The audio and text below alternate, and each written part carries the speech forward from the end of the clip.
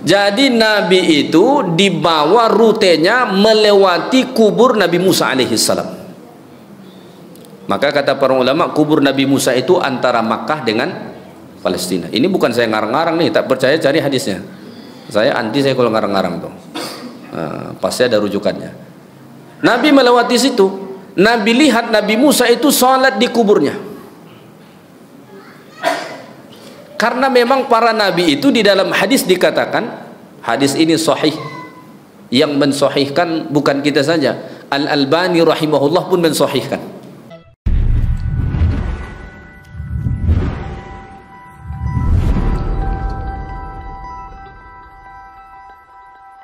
Tajuk kajian kita pada malam ini, saya ingin fokuskan hikmah disyariatkan salat pada malam Isra dan Mi'raj, dan kaitan ibadah salat itu dengan peristiwa-peristiwa perjalanan Isra dan Mi'raj Nabi kita Muhammad sallallahu alaihi wasallam.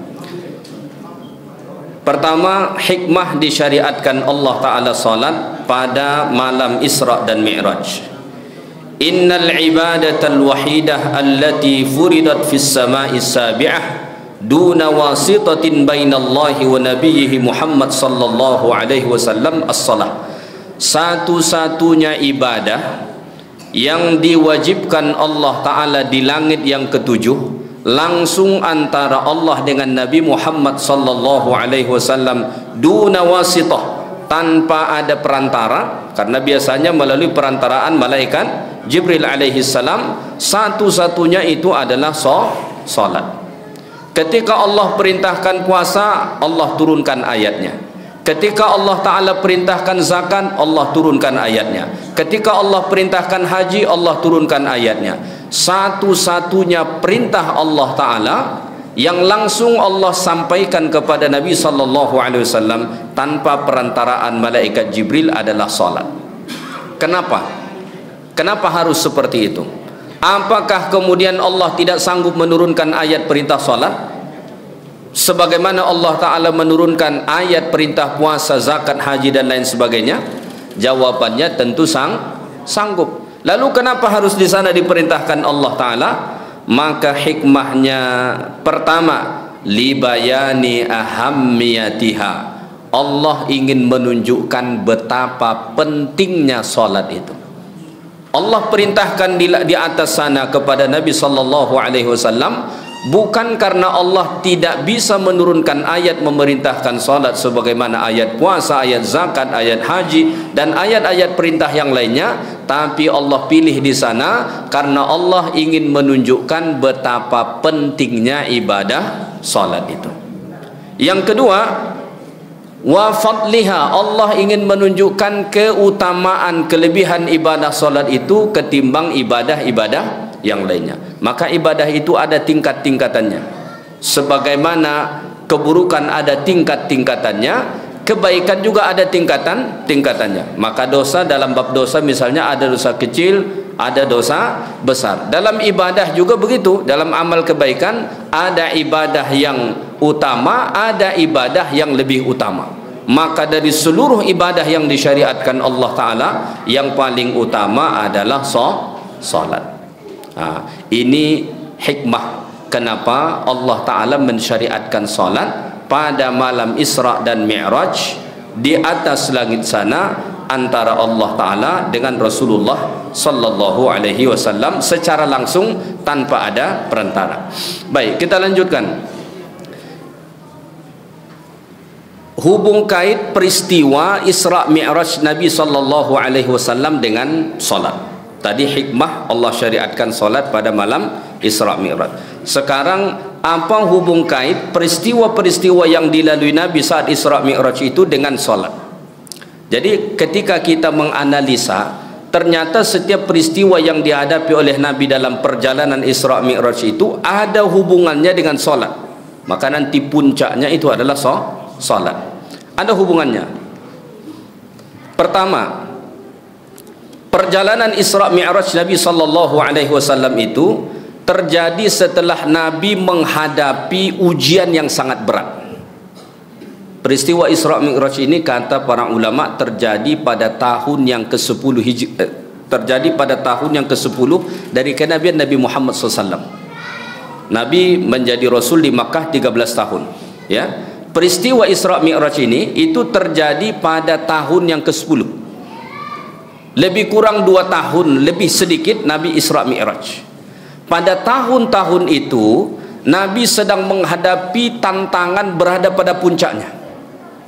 Tahun yang ke-9 Hijriah, paman Nabi SAW Abu Talib yang all out mendukung perjuangan dakwah Nabi walaupun dia tidak beriman wafat. Maka tatkala Abu Talib meninggal dunia, Nabi merasa kehilangan sayapnya sebelah. Karena selama ini itulah backing utama Nabi SAW. Maka tatkala Nabi diboikot di Makkah, yang menjaga Nabi, melindungi Nabi itu Abu Talib. Pada tahun yang sama itu Nabi kehilangan istri tersayang Khadijah radhiyallahu taala anha pada tahun yang sama. Maka Nabi pada tahun itu menghadapi pukulan yang sangat berat, sampai ahli sejarah menyebut tahun itu sebagai Amul Huzn, tahun kesedihan, tahun duka cita yang dilalui oleh Nabi sallallahu alaihi wasallam. Maka setelah meninggalnya paman Nabi dan istri Nabi, saat itulah Nabi SAW pergi ke Taif. Sekarang orang kalau pergi umrah banyak yang pergi paket terus ke Taif. Taif itu kawasan perbukitan, kawasan pegunungan, tempat yang sangat tinggi. Ya, mungkin ada di antara Bapak Ibu yang pergi ke sana. Rasulullah pergi ke sana dari Makkah. Untuk apa? Mencari bantuan, memohon bantuan terhadap Bani Thaqif yang ada di sana.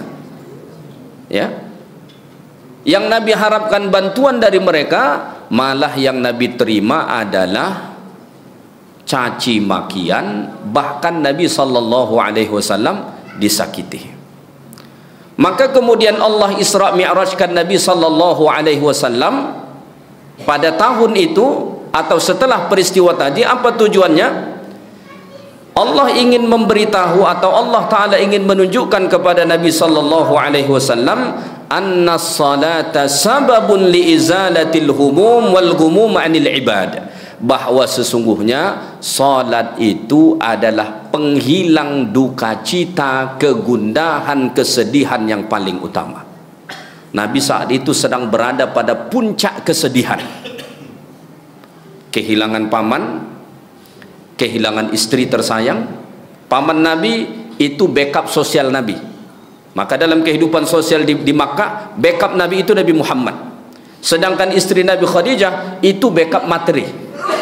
Maka semua logistik perjuangan dakwah Nabi SAW di-cover oleh Khadijah radhiyallahu taala anha. Maka kehilangan backup sosial, kehilangan backup materi. Tambah lagi tekanan semakin bertubi-tubi kepada Nabi.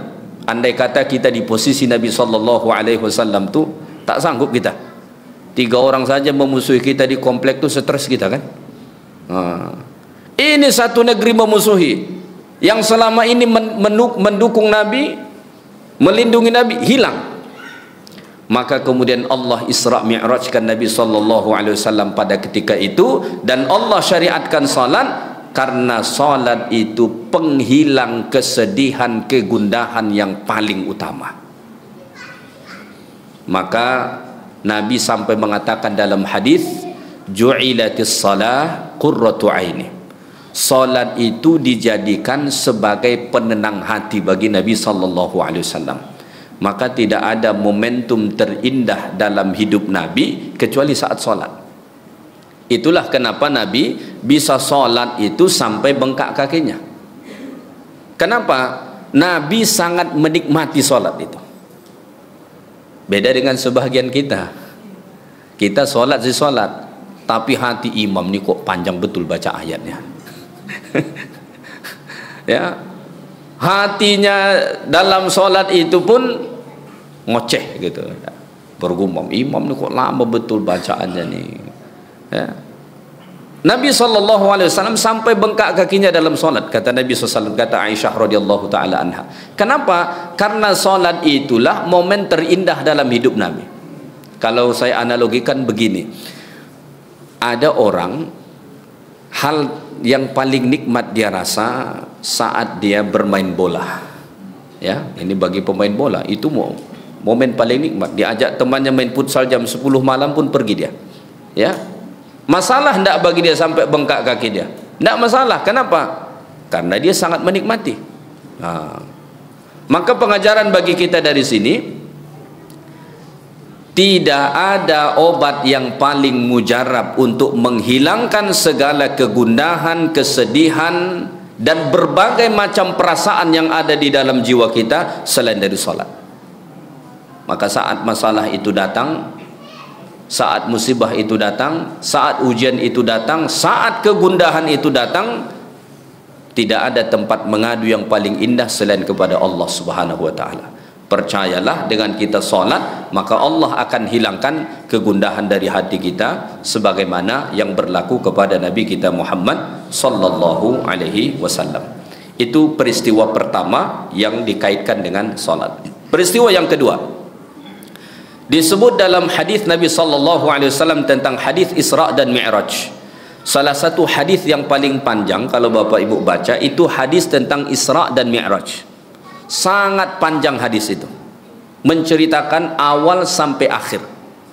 Ya. Dalam hadis yang panjang itu Nabi sallallahu alaihi wasallam menjelaskan bahwa sebelum Nabi kita sallallahu alaihi wasallam di Isra dan Mi'rajkan oleh Allah taala, itu datang dua malaikat. Datang dua malaikat. Apa yang dilakukan oleh dua malaikat ini? Dua malaikat ini membelah dada Nabi sallallahu alaihi wasallam, akhraja qalban Nabi sallallahu alaihi wasallam wa tahharahu bima'i Zamzam. Dua malaikat itu membelah dada Nabi sallallahu alaihi wasallam, kemudian mereka mengeluarkan hati Nabi, dibasuh, dibersihkan dengan air Zamzam. Begitu disebut dalam hadis Nabi sallallahu alaihi wasallam. Mungkin Bapak Ibu sudah pernah mendengar hadis itu dibacakan oleh ustaz-ustaz kita. Hadis itu sahih. Hadis tentang Isra dan Mi'raj. Apa hubungan dia dengan salat? Peristiwa itu terjadi sebelum Allah perintahkan salat.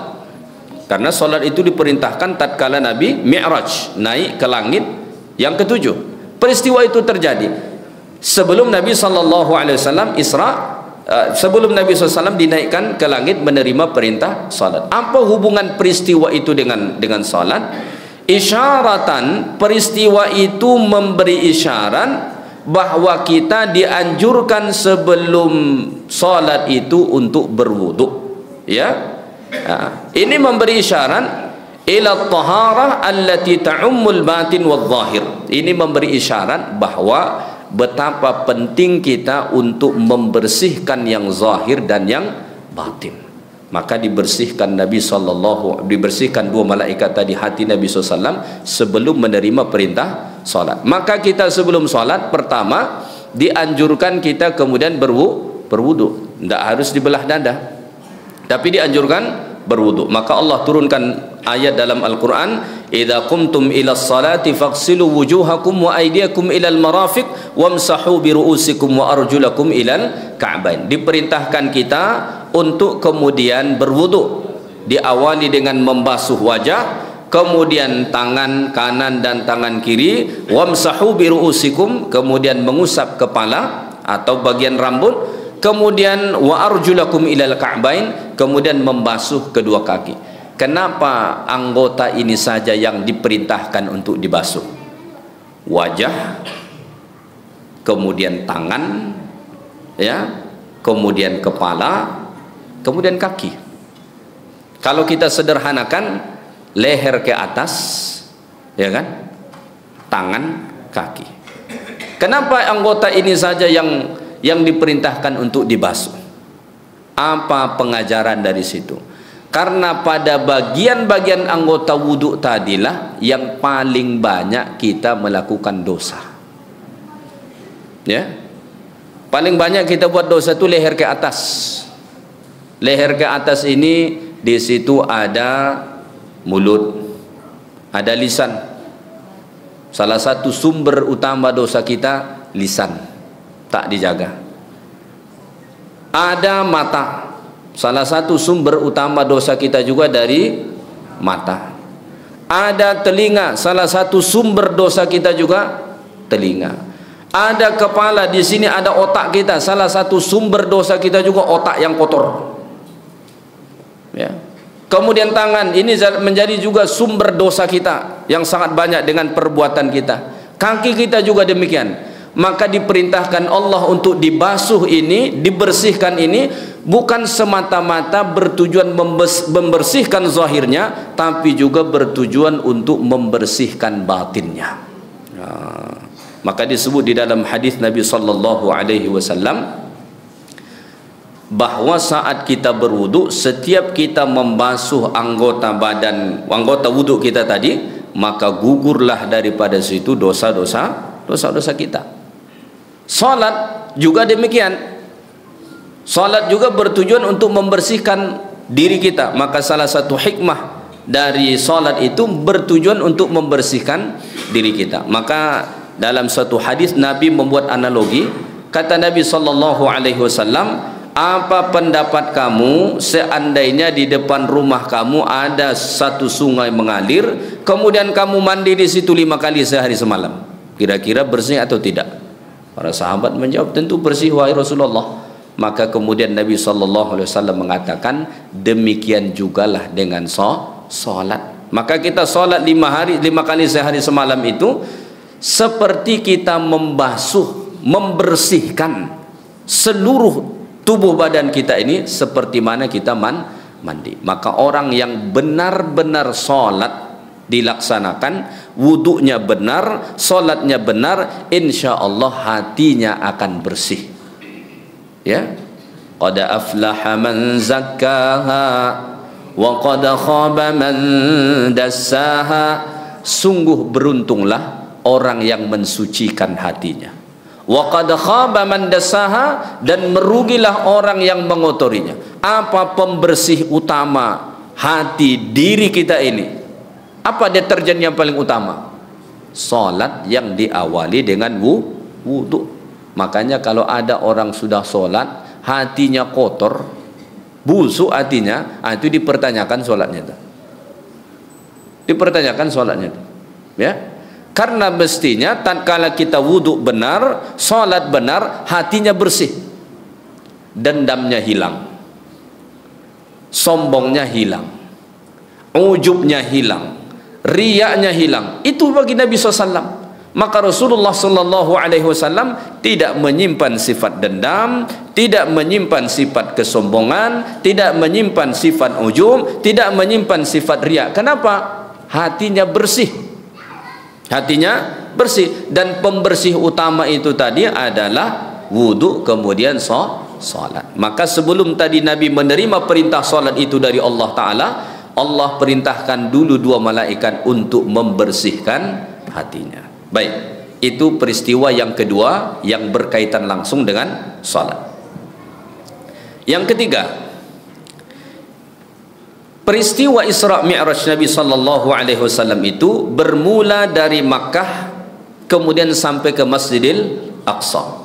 Subhanalladzi asra bi'abdihi lailan minal masjidil haram من المسجد الحرام إلى المسجد الأقصى الذي باركنا حوله لنريه من آياتنا إلى آخر الآية. Bermula dari dari Makkah ke Masjidil Aqsa Palestina, kemudian naik ke langit, turunnya kemana? Saat Nabi turun ke Palestina baru kemudian ke Makkah, atau langsung turun ke Makkah? Saat turunnya, rute perjalanan Nabi itu, rutenya Mekah, Masjidil Aqsa, naik sampai ke langit ke-7 Sidratul Muntaha. Pulangnya bagaimana? Pulangnya langsung ke Mekah atau masih ke Palestina? Udah pernah nengok map perjalanan Isra Mi'raj belum? Rute Nabi itu Mekah, Palestina, langit Mekah. Jadi pulangnya sudah tak singgah, tidak transit lagi di Palestina. Itu rutenya. Ya. Kenapa begitu rutenya? Kenapa harus Mekah, Palestina, Masjidil Aqsa, langit, kemudian Mekah. Kenapa begitu rutenya? Apa kaitannya dengan sholat? Kaitannya dengan sholat, selain kaitan Masjid Makkah dan Masjidil Aqsa, kaitan langsungnya dengan sholat adalah dulu kiblat itu ke Baitul Maqdis. Maka Nabi diperjalankan ke sana. Tapi setelah Nabi menerima perintah sholat, turunnya ke Ka'bah. Isyarat dari Allah Ta'ala akan terjadi pertukaran kiblat. Akan terjadi pertukaran kiblat. Karena Baitul Maqdis itu kiblat-kiblat nabi-nabi Bani Israel. Musa, Isa, dan nabi-nabi yang lain kiblatnya Baitul Maqdis. Tapi Nabi kita Muhammad sallallahu alaihi wasallam berkeinginan supaya kiblatnya itu Ka'bah. Makanya di rute perjalanan itu ada isyarat tentang kiblat salat di situ. Makkah, Baitul Maqdis, menunjukkan bahwa kita juga berkiblat ke Baitul Maqdis dulu. Tapi setelah kemudian menerima perintah salat, itu rutenya langsung ke Mekah, tidak singgah lagi ke Palestina. Itu isyarat dari Allah bahwa kiblat Baitul Maqdis akan dimansukh, akan dihapuskan. Ma nansakh min ayatin aw nunsiha na'ti bi khairin minha aw mithliha. Ada nasikh mansukh, itu sudah dimansukh. Maka kemudian turunlah ayat Allah Ta'ala, qad nara taqalluba wajhika fis sama' falanuwalliyannaka qiblatan tardaha fawalli wajhaka syatral masjidil haram. Qad nara taqalluba wajhika fis sama', kami sudah melihat wajahmu hai Muhammad mendongak terus ke langit, meminta kepada Allah. Falanuwalliyannaka qiblatan tardaha, kami akan palingkan engkau ke arah kiblat yang engkau sukai. Fawalli wajhaka syatral masjidil haram, mulai sekarang palingkanlah wajahmu ke arah Masjidil Haram. Perintahnya disebut fawalli wajhaka syatral masjidil haram, ke arah Masjidil Haram, bukan ke Ka'bah bahasa Qur'annya. Kenapa? Karena kalau kita sudah mengarah ke Masjidil Haram, otomatis sudah mengarah ke Ka'bah. Ya, maka arahnya ke situ. Orang zaman dulu susah betul mereka. Kita sekarang alhamdulillah mudah. Kompas sudah ada di handphone kita. Orang zaman dulu pening dia, kalau dia masuk ke hutan, manalah kiblat nih. Ada sebagian berpegangan kemana matahari terbenam, itulah kiblat katanya. Ditengok-tengok matahari mengarah kemana terbenam, adab situlah dia. Padahal tidak semestinya selalu begitu. Tapi itulah ijtihad mereka saat itu. Sekarang ini kita sudah mudah download di handphone kita, ada arah kiblat solat, ada kompasnya, dimanapun kita berada, selagi jaringan masih ada, bisa, insyaallah tepat. Baik, itu peristiwa yang ketiga yang berkaitan langsung dengan salat. Peristiwa yang keempat, mururun Nabi sallallahu alaihi wasallam ala Musa fi rihlatil Isra wal Mi'raj wa huwa yusalli fi qabrihi. Tatkala Nabi diperjalankan Isra dari Makkah ke Palestina, itu sebelum sampai ke Palestina, ke Masjidil Aqsa, Nabi itu dibawa Jibril menaiki buraq itu melewati kubur Nabi Musa alaihi salam. Pernah mendengar hadis ini?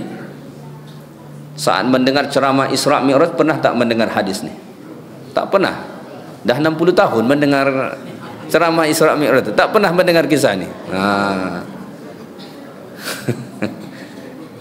Jadi Nabi itu dibawa rutenya melewati kubur Nabi Musa alaihi salam. Maka kata para ulama, kubur Nabi Musa itu antara Makkah dengan Palestina. Ini bukan saya ngarang-ngarang nih, tak percaya cari hadisnya. Saya anti, saya kalau ngarang-ngarang tuh. Pasti ada rujukannya. Nabi melewati situ. Nabi lihat Nabi Musa itu sholat di kuburnya.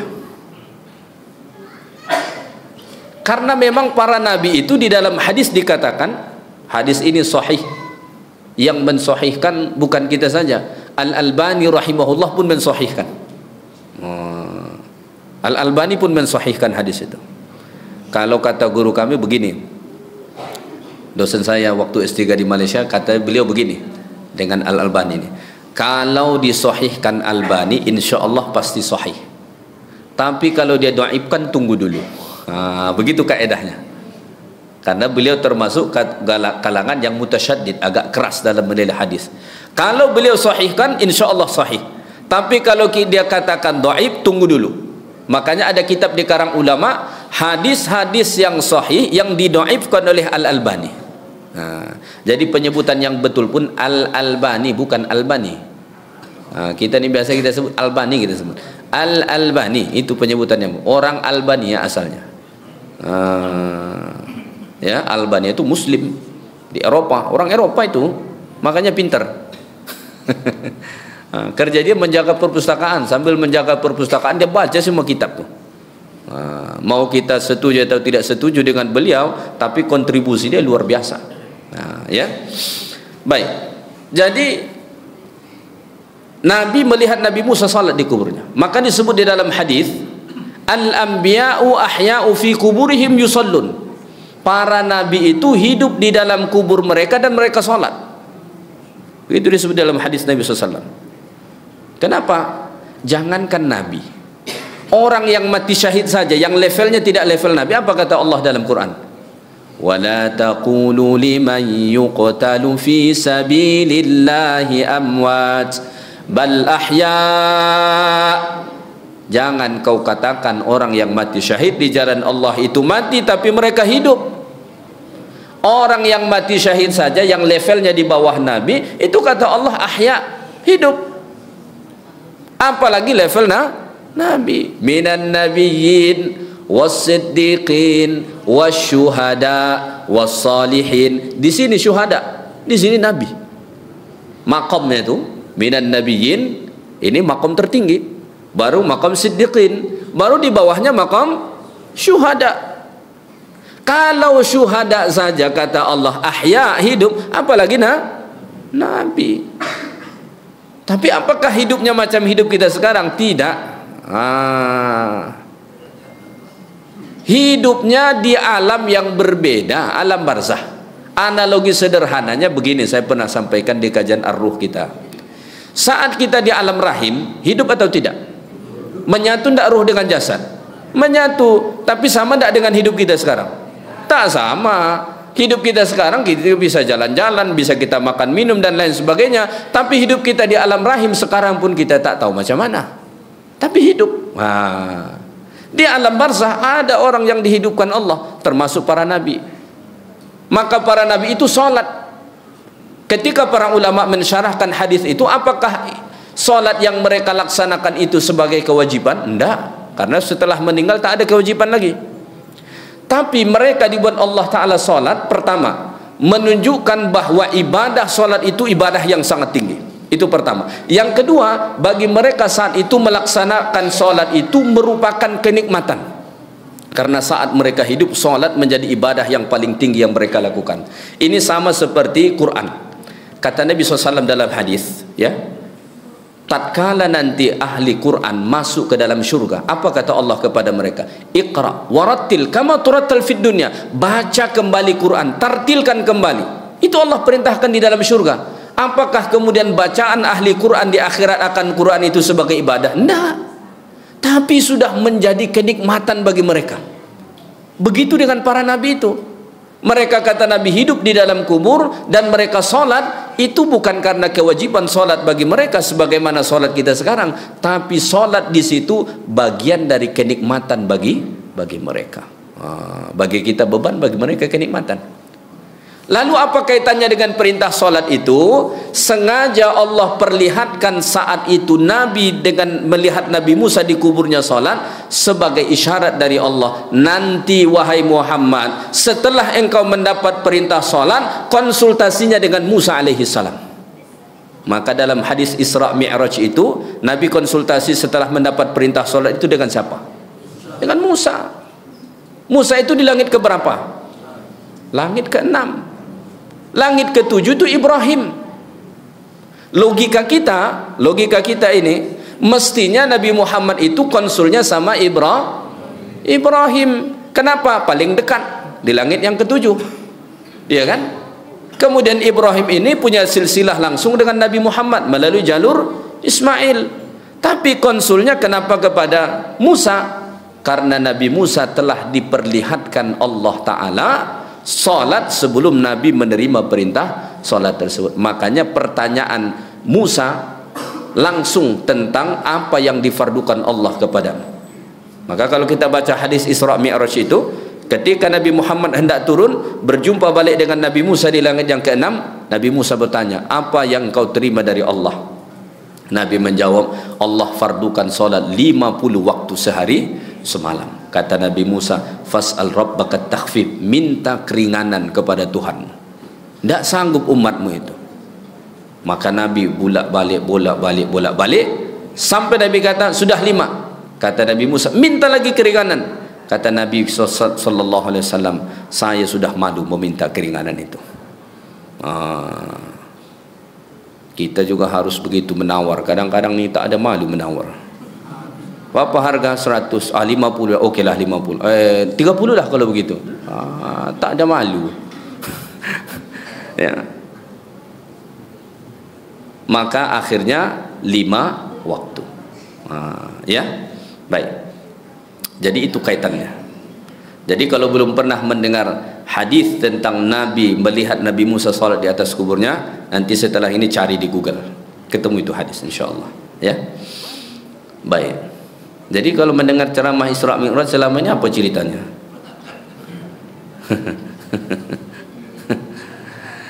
Baik.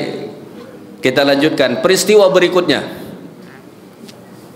Peristiwa berikutnya, tatkala Nabi sampai ke Masjidil Aqsa.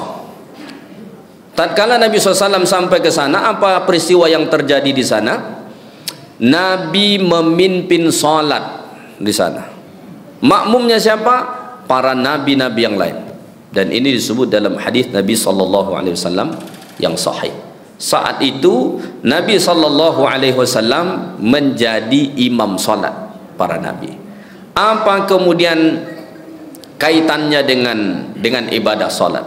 Pertama, dalat ala nushi kulli syara'ihim. Nabi memimpin salat saat itu kepada seluruh para nabi, menunjukkan bahawa kedatangan Nabi Muhammad sallallahu alaihi wasallam itu berarti seluruh syariat terdahulu dimansuhkan. Maka tidak berlaku lagi syariat Injil, syariat Taurat, syariat nabi-nabi terdahulu sudah tidak berlaku. Kenapa? Yang memegang tampuk kepemimpinan saat itu Nabi Muhammad sallallahu alaihi wasallam. Maka para nabi-nabi yang lain itu pun ikut salat mengikut cara Nabi kita Muhammad sallallahu alaihi wasallam, ya. Maka dari sini kaitannya dengan salat. Wa kadzalika shalah, demikianlah ibadah salat itu menunjukkan bahawa ibadah solat itu adalah ibadah yang sangat tinggi, ibadah yang sangat tinggi kedudukannya, sehingga dilakukan oleh seluruh para nabi-nabi Allah dipimpin Nabi Muhammad SAW. Dan ini kemudian menjadi unwanu syara'ihim fi dinihim.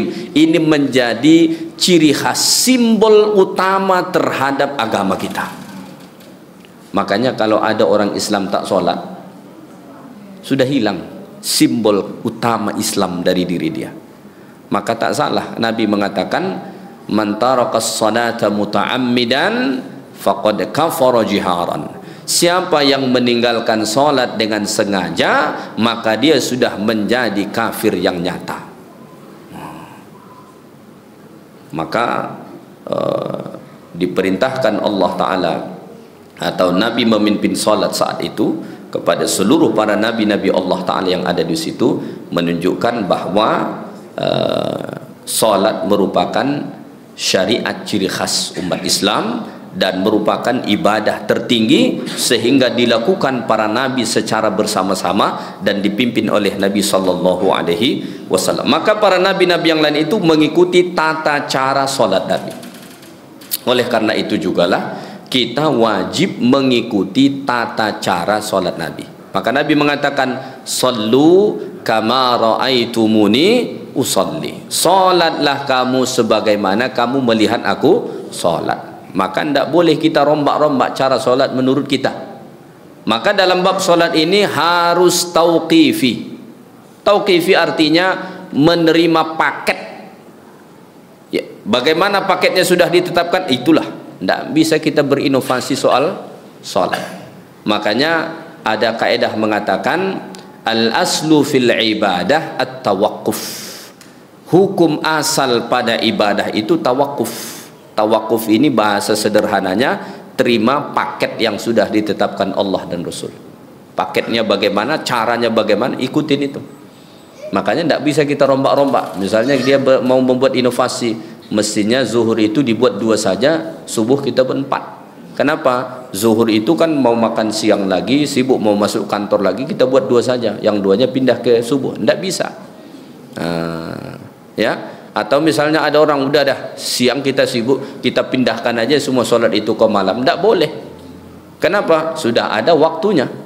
Maka solat itu waktunya ada, tempatnya ada, ditentukan, syaratnya ada, rukunnya ada, wajibnya ada, sunatnya ada. Ikut paket yang itu. Ya, baik. Kita lanjutkan. Kemudian setelah Nabi memimpin solat di sana, kemudian Nabi SAW dibawalah naik langit pertama, ketemulah dengan Nabi Adam alaihissalam. Naik ke langit yang kedua, kemudian ketemu dengan Nabi Zakaria dan Isa. Naik ke langit yang ketiga, ketemu dengan Nabi Yusuf alaihissalatu wassalam. Naik ke langit yang keempat, ketemu dengan Nabi Idris. Naik ke langit yang kelima, ketemu dengan Nabi Harun. Naik langit keenam, ketemu dengan Nabi Musa. Naik ke langit yang ketujuh, ketemu dengan Nabi Ibrahim alaihissalam. Tahun lalu tak salah saya sudah pernah menyampaikan hikmah kenapa nabi-nabi ini yang dipilih Allah ketemu dengan Nabi Muhammad. Tidak semua nabi. Di langit pertama Adam, langit kedua Yahya, Zakaria dengan Isa, langit ketiga itu Nabi Yusuf, langit keempat itu Idris, langit kelima Harun, 6 Musa, 7 Ibrahim. Hanya 8 nabi saja yang diperjumpakan Allah di langit pertama, 2, 3 sampai langit yang ke-7. Saya tak ulang lagi apa hikmahnya, kenapa itu urutannya. Kalau lupa ingat-ingat balik yang tahun lepas. Ya. Tahun lepas saya sudah menyampaikan kenapa yang 7 nabi itu. Ya. Baik, hubungannya dengan salat apa? Setelah Nabi salat memimpin para nabi tadi, maka naiklah Nabi ke langit pertama, langit kedua, langit ketiga sampai langit yang ke-7. Ya. Maka ini menunjukkan kepada kita, wa kadzalika shalah kama yurwa annaha ta'ruju ila as-sama' fatuftahu lahu abwabus sama' in kanat maqbulah indallahi azza wajalla. Sebagaimana dibukakan pintu langit pertama, langit kedua sampai langit ke-7 kepada Nabi, begitu jugalah dengan salat. Kalau kita salat dengan benar, salat kita itu benar, ya, dan salat kita itu diterima oleh Allah Ta'ala, pintu-pintu langit akan terbuka dengan salat kita itu. Pintu-pintu langit akan dibukakan untuk salat kita itu, sehingga akan salat kita naik. Makanya ada ungkapan mengatakan as-salatu mi'rajul mu'min, katanya. Salat itu mi'rajnya orang beriman. Tapi kalau salatnya diterima, karena tidak setiap salat kita diterima. Tidak setiap amal ibadah yang kita lakukan kemudian diterima. Ada ada solat yang diterima dan ada solat yang tak diterima, sama dengan ibadah-ibadah yang lainnya. Maka kata para ulama, tatkala kita melakukan ibadah seperti solat, sertakan rasa khauf dan roja, rasa takut dan rasa harap. Rasa takut tadi untuk apa? Mestinya ada rasa takut dalam diri kita, jangan-jangan solatku tidak diterima Allah. Tujuannya apa? Tujuannya supaya kita lebih memperbaiki solat kita, supaya lebih memperbaiki ibadah kita, supaya kita peka terhadap kekurangan-kekurangan dalam solat kita. Harus ada rasa takut itu, jangan-jangan Allah tidak terima solat. Itu khauf. Kita perlu imbangi dengan rasa roja. Roja itu rasa harap. Jadi tidak boleh yang dominan rasa takut saja. Kalau rasa takut terlalu dominan, orang bisa putus asa. Kayaknya susah betul lah ibadah ini diterima. Udahlah, nggak usah ibadah lagi saja, katanya. Maka harus diimbangi dengan rasa roja tadi, rasa harap. Mudah-mudahan walaupun ada kekurangan dalam solatku, mudah-mudahan diterima Allah. Makanya kita berdoa, Rabbana taqabbal minna salatana. Ya Allah, terimalah solat kami. Di ujung itu apa kita sebut? Wa tammim taqsirana. Ya Allah, sempurnakan kekurangan-kekurangan. Saat kita solat ada kekurangannya. Allahu Akbar, ingat macam-macam langsung. Allahu Akbar, niat, habis niat itu udah macam-macam ingat kita. Ingat ini, ingat itu, ingat ini, ingat itu. Sampai lupa kita dengan solat kita sendiri. Banyak kekurangan. Rukuk kita kurang sempurna. Mestinya rukuk itu lurus begini punggungnya, tapi dah tak bisa. Kenapa? Pinggangnya sudah sakit. Ya, mestinya sujud, duduk antara dua sujud itu rapat antara paha dengan betisnya, tapi sudah tak bisa rapat lagi. Kenapa? Engsel lututnya sudah rusak.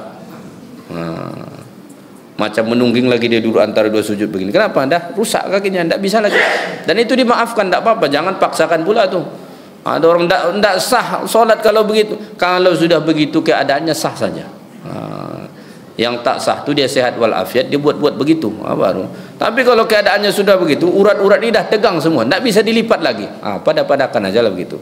Maka di ujung solat itu, habis solat kita berdoa, wa tammim taqsirana ya Allah. Ya Allah, sempurnakan kekurangan-kekurangan dalam solat kami. Mudah-mudahan dengan itu Allah Subhanahu wa taala sempurnakan kekurangan-kekurangan dari ibadah solat kita, ya. Baik. Kemudian Nabi kita alaihi salatu wassalam. Okey, baik. Sebelum itu mungkin ada orang bertanya begini. Tatkala Nabi ketemu dengan nabi-nabi tadi, itu Nabi ketemu dengan jasad dan ruh mereka atau ruhnya saja? Bagaimana Nabi bisa mengenali ini Adam, ini Zakaria, ini Isa, ini Musa, ini Ibrahim, ini Idris dan lain-lain? Saat Nabi berjumpa dengan mereka itu, Nabi hanya berjumpa dengan ruh mereka saja atau jasad sekaligus dengan ruh? Kalau Nabi Muhammad, menurut pendapat yang paling kuat, di Isra Mi'rajkan Nabi itu jasad dengan ruh Nabi sekaligus. Lalu yang ketemu di langit tadi, langit pertama sampai langit ketujuh, menurut pendapat yang paling kuat, Nabi itu ketemu dengan ruh para nabi-nabi tadi. Kenapa? Karena jasad mereka ada di dalam kubur. Jasad mereka ada di dalam kubur. Tapi bagaimana kemudian ruh itu bisa dikenali Nabi Muhammad bahwa ini Adam, bahwa ini Zakaria, bahwa ini Isa? Saat itu Allah Ta'ala membentuk rupa ruh itu seperti rupa jasad para nabi-nabi tadi. Makanya dikenal oleh Nabi kita Muhammad sallallahu alaihi wasallam. Tapi tadi Ustaz bilang para nabi itu hidup di dalam kubur. Maknanya saat itu ruh mereka naik ke langit. Iya, bisa. Sama halnya dengan kita, sebagaimana kita bahas dalam kitab Ar-Ruh itu. Saat ditanya orang di dalam kubur, itu yang ditanya jasadnya saja atau jasad dengan ruh? Saat ditanya di dalam kubur, kita percaya kan ada pertanyaan di dalam kubur. Yang ditanya malaikat mungkar nangkir di dalam kubur itu, apakah jasadnya saja atau ruhnya saja atau jasad dengan ruh sekaligus? Kalau ruh saja ngapain di dalam kubur?